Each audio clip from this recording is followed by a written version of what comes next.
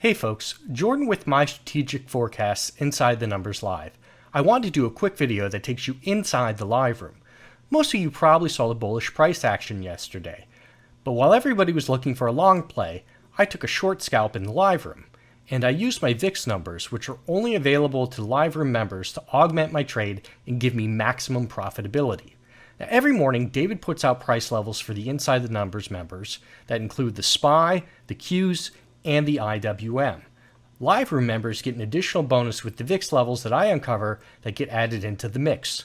You can think of them as an additional signal overlay to put on top of David's price levels. And the combination is so powerful that even on a bullish day, I still managed to snag a handful of points going short the market. In the video you're about to watch, I used the leverage inverse ETF on the S&P 500, the SDS, as my trading vehicle. Initially, I put on a small position before we got to my VIX levels just in case the market came up short of my price, which happens from time to time. And as you'll see in a moment, I added to my position when the VIX hit my level, coinciding with David's levels in the SPY, the IWM, and the QQQ, creating a trifecta in trading.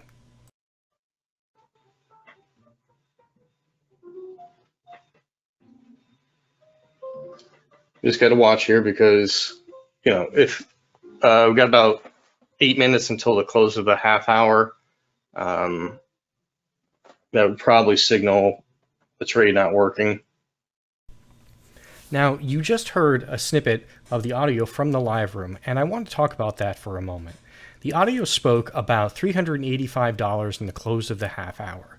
For this trade, I was using $385 in the SPY as my stop level, but I'm using the half-hour close bars. So if I got a 30-minute close on the SPY that was over $385, I was going to get out of the trade and stop out. That was what I was using as my pivot point for this trade. But as long as it stayed below $385, I was good to go. And as you'll see as the clip moves on, I was able to finally turn a profit on the SDS, and then I tried to get a little bit more out of it, but as you saw for the day, the market was overall very bullish, and I stopped out on the last remainder at break even.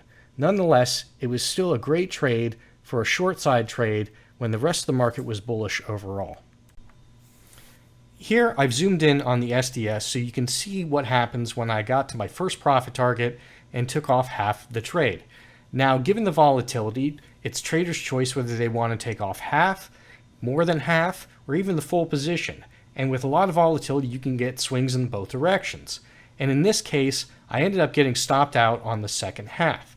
So I still walked away with a profit because I would never want to let a trade go against me. That means that once I've taken my first profit, I always put a stop back at break even just to ensure that I still walk away with a profit. That's just a small taste of what goes on in the live room for Inside the Numbers. I take trades that are in the S&P 500. We even have an options spread trade on right now in First Solar. And there's also the stocks on the move, which come up on a regular basis.